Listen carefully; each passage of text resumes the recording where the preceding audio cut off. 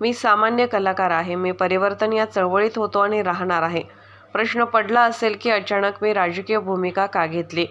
संविधान अडचणीत असताना हा एकमेव नेता जो लढतोय, लोकशाही वाचवायची असेल, उद्धव ठाकरेंच्या पाठीशी उभं राहणं अत्यंत महत्त्वाचं आहे. प्रबोधनकार ठाकरेंची वैचारिक नाळ देखील ठाकरेंकडे आहे. संवेदनशील कलाकार आणि देशाचा सजग नागरिक म्हणून मला वाटतं, राजकारणात सक्रिय झालं पाहिजे. स्वातंत्र्य, समता आणि बंधुता, न्यायासाठी झटणे हाच माझा उद्देश आहे. कुठे नेऊन बसवते. मी एक सामान्य कलाकार आहे, सर्वसामान्य घरातला माणूस आहे मी. आणि बऱ्याच जणांना माझ्या या स्टँडचं आश्चर्य वाटलं असेल, बऱ्याच जणांना आनंद झाला असेल, बऱ्याच जणांना मनात शंका असेल.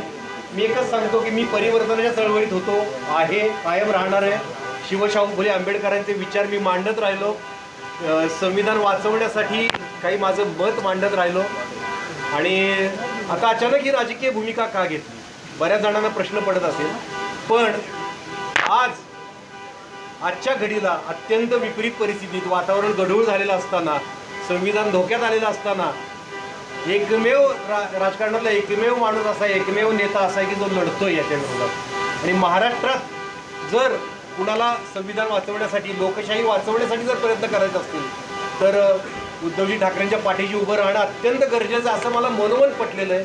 मी याच्यावर प्रचंड विचार केलेला आहे. या निर्णय काय सहजासहजी घेतलेला नाही. प्रबोधनकार ठाकरेंशी आपलं एक वैचारिक नातं आहे. ती वैचारिक नाळ, रक्ताची नाळ तर आहे, वैचारिक नाळही यांच्याकडे आहे. प्रबोधनकार ठाकरेंचे विचार अगदी कणाकणाने या माणसाच्या मनामेंदूत मुरलेले आहेत, रक्तात आहेत. प्रबोधनकार ठाकरेंचं एक वाक्य आहे जे कायम आजच्या घडीला प्रत्येकानं ते आठवलं पाहिजे की धर्मसत्ता आणि राज्यसत्ता जर एक झाल्या तर या प्रजेचे हाल कुत्रेही खाणार नाही. तर हे इतकं खरं आहे. आणि जे आपण आता बघतोय पुढच्या काळात हे होऊ पाहतंय.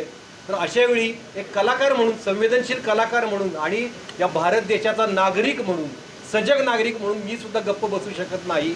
मलाही वाटतं, मी तुकोबारायांचा आदर्श घेतलाय, बुडता हे जन न देखवे डोळा, येतो कळवळा म्हणून. तर मला असं वाटतं की मी आता यात सक्रिय याच्यात उतरलं पाहिजे. आणि आपण मनाने निर्मळ असलो आणि आपण प्रामाणिक असलो तर कसलाही अडथळा येणार नाही असं मला आत्ता तरी वाटतंय. मी मनापासून शिवसेना जी काही माझ्यावर जबाबदारी टाकेल आणि ती मी मनापासून पार पाडेन. आणि मी झटेन की या देशातल्या सर्वसामान्य नागरिकाला चांगले दिवस बघायला मिळावेत. स्वातंत्र्य, समता, बंधुता आणि न्यायावरचा जो विश्वास उडत चालला आहे तो परत यावा, स्वातंत्र्य मिळावं, समता यावी, यासाठीच आपण झटतोय. आपण सगळे दुसऱ्या कुठल्याही कारणासाठी झटत नाही. माझा दुसरा कुठलाही उद्देश नाही राजकीय प्रवेश घेण्यामागचा. एवढं मी सांगतो. बाकीचं सगळं बोलायला नंतर खूप दिवस आहेत, मी बोलत राहीन. धन्यवाद.